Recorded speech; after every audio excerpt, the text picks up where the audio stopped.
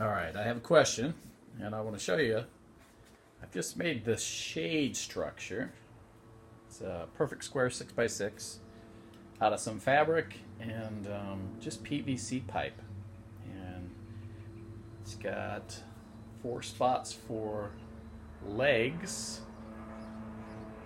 And the legs are just going to be another piece of PVC pipe like this that is going to slide right in each one of these. And then I'm going to pat this rebar into the ground, 2-foot of rebar, and use the rebar. I'm just going to mount this right on top. Now, there are ways of securing the fabric, but I'll show you. And I got to admit, this idea was not my own, the original idea to have this structure. It was my brother. He uses it to shade his trees. But then I discovered kind of a cool little clamp, and I'm going to show you guys. So this clamp right here is just more PVC pipe, and I have used a tool to cut this right here. And then you can hold the material on just by clamping it on. So it's super cheap. Obviously I can make, what's that, about probably 2.5 inches.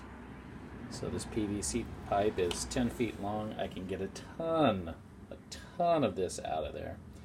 Was that for roughly 5 per foot, 10 feet? I can get 50 out of 50 of these clamps. Now, here's my problem. I'm looking for a super efficient way of making this. I don't have one right now. I'm trying to figure out the best tool for cutting this little section out of a piece of PVC. So I'm going to leave it open, and that is my question to everybody that views this. The most efficient tool to cut those out, because doing the 12, actually I think I have 16 on here as you look around. There's 16 clamps. And when I put these on, when I build this, I'm going to also cover 2 sides. So I'm going to shade not just the top, but I'm going to shade both the south and probably the east side, because I'm going to stick this next to a tree, and the tree is going to cover the shade from the west. But and I'm just going to leave the north side open for the bees to fly in and out. But that is my just sharing this idea for shade.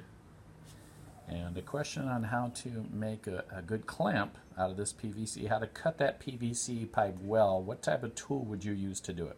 Thanks a lot for listening.